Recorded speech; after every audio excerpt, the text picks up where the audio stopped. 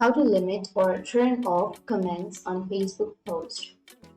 So if you want to limit or turn off your comments on your Facebook post, then first you need to open up your browser, any browser that you're comfortable with, and then you need to go for the Facebook and you need to log into your Facebook account. So once you've logged into your Facebook, you may have home option right here. Make sure that you're under the home tab. So let me tell you one thing, that you can't limit or turn off your comments on your post that you're tagged in. But if you want to limit your comments on your private post, then you will have that option. So what you need to do is you need to simply go for your profile, which is right here. Click on the profile and go to your profile. And under your profile, you need to scroll down, and here you will have your post, right?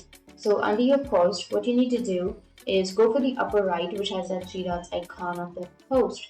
And here you will have an option of who can comment on your post.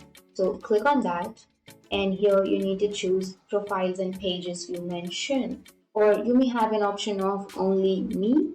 So you need to simply choose only me.